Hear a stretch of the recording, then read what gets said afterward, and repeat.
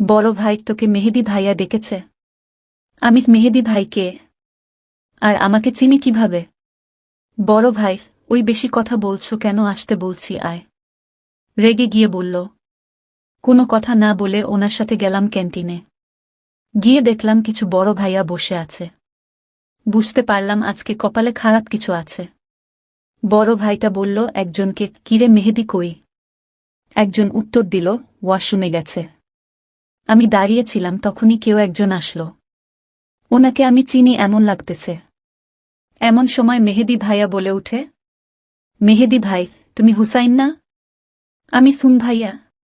মেহেদী ভাই, আমাকে চিনতে পেরেছিস? আমি মেহেদী। তুই যখন ক্লাস 7-এ পড়তি, আমি তখন ক্লাস 10-এ পড়তাম। তোকে আমার এখনো মনে আছে? তুমি নীলাকে ভালোবাসতে, তাই না?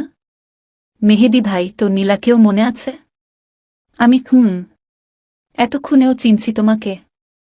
আরেকজন বড় ভাই বলল, কিরে তুই চিনিস ওকে? মেহেদী ভাইকে বলে উঠল।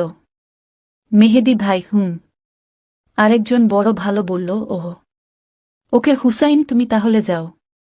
মেহেদী ভাই, ওই কই যাবে ও? আরে ওকে আমাদের এখন প্রয়োজন। মেয়েদের সাথে আমাদের এবার শত্রুতামি জমবে মামা। অনেক জ্বালিয়েছে আমাদের। এখন আমরা পেয়ে গেছি আমাদের ডিফেন্ডার। ভাইয়া, আপনি কি বলতেছেন? কিছু না বুঝতে পেরে জিজ্ঞাসা করলাম। মেহেদী ভাই, তুই এখানে এসে বস। আমি তোকে সব বুঝিয়ে বলতেছি। আর এত ভালো মানুষ হওয়ার ভাব ধরতে হবে না। আমি জানি তুই কেমন। তারপর একটা শান্তির নিঃশ্বাস ফেলে আমি ওনাদের সাথে বসলাম। তারপর ওনারা ভার্সিটির সব আগের কথা বলতে লাগল। আর আমি শুনে এতটা বুঝলাম যে ভার্সিটিতে মেয়েদের রাজত্ব চলে, যার কারণে ছেলেদের একটুও দাম নেই। ছেলেদের আর মেয়েদের মাঝে তুমুল ঝগড়া, তাই আমাকেও ওনাদের সাথে নিয়ে নিল। তারপর মেহেদী ভাই সবার সাথে আমার পরিচয় করিয়ে দিল। আর বলল আজ থেকে নাকি আমরা সবাই বন্ধু। যাক, অবশেষে শান্তি মিলল আমার। ভার্সিটির প্রথম দিনের এতটা পাওয়ার পেয়ে যাব সেটা ভাবতেও পারিনি। যাক, ক্লাস শেষ করে ও দিনের মতো বাসায় চলে আসলাম। পরের দিন ভার্সিটিতে যেতেই একটা আপু ডাক দিল। তাকিয়ে টাস্কি খেয়ে গেলাম। দেখতে পুরোই পরি। মেয়েটা নীল ড্রেস পরে এসেছে, মানে আমার প্রিয় রং, তাই মেয়েটাকে আরও সুন্দর লাগতেছে। আমি ভাবতে লাগলাম, তাকে খোদা হয়তো নিজ হাতে বানিয়েছে। আমি তার দিকে টাস্কি খেয়ে তাকিয়ে আছি। তখনই উনি আবার ডাক দিল।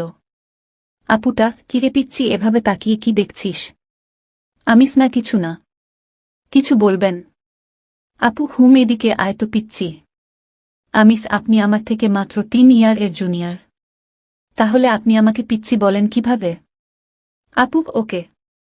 তা কলেজে কি নতুন নাকি? আমি কেন? আপু, তুই অনেক কিউট, তাই তোকে একটু রেগিং দিব। কিছু না বলে চুপচাপ দাঁড়িয়ে রইলাম। তখনই মেহেদী ভাইয়া আসলো। মেহেদী ভাই, জান্নাত, তুই ওকে ধরেছিস কেন? বুঝতে পারলাম মেয়েটার নাম জান্নাত। তবে মনে পরিণামে সেই হয়ে গেল। জান্নাত, সেটা কি তোকে বলতে হবে? মেহেদী ভাই, ও আমার ছোট ভাই।